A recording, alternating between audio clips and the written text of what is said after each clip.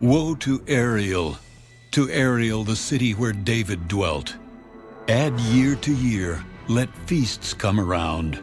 Yet I will distress Ariel. There shall be heaviness and sorrow, and it shall be to me as Ariel.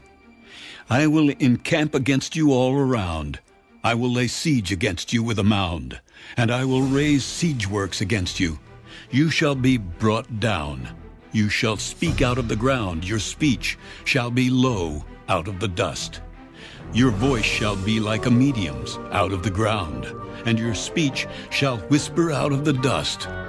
Moreover, the multitude of your foes shall be like fine dust, and the multitude of the terrible ones like chaff that passes away. Yes, it shall be in an instant, suddenly. You will be punished by the Lord of hosts, with thunder and earthquake and great noise, with storm and tempest and the flame of devouring fire. The multitude of all the nations who fight against Ariel, even all who fight against her and her fortress and distress her, shall be as a dream of a night vision.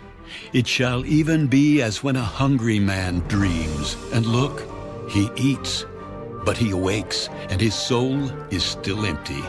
Or as when a thirsty man dreams, and look, he drinks, but he awakes, and indeed he is faint, and his soul still craves.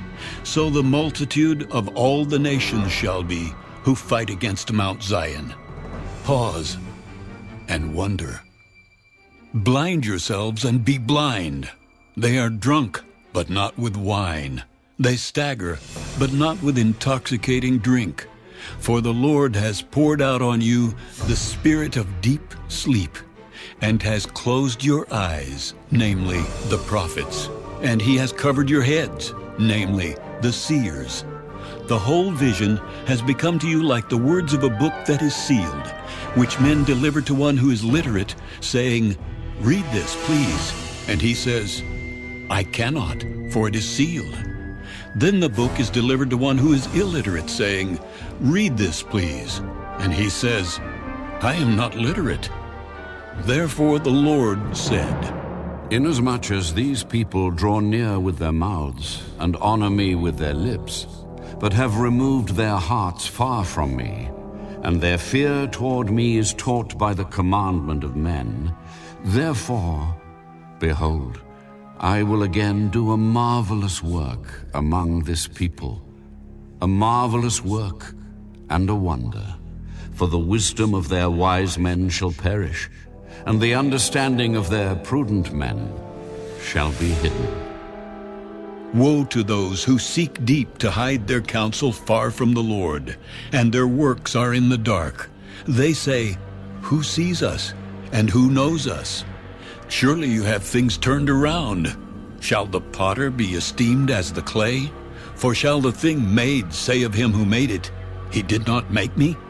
Or shall the thing formed say of him who formed it, "He has no understanding"?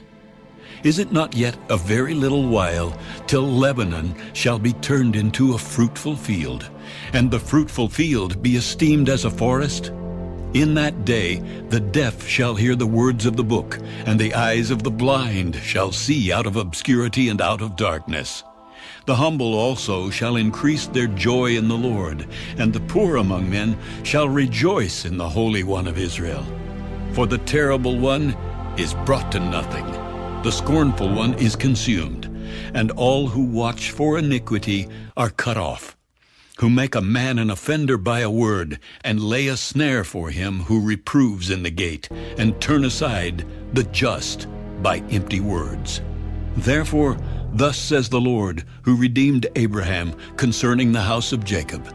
Jacob shall not now be ashamed, nor shall his face now grow pale. But when he sees his children, the work of my hands, in his midst, they will hallow my name, and hallow the Holy One of Jacob, and fear the God of Israel. These also who erred in spirit will come to understanding, and those who complained will learn doctrine.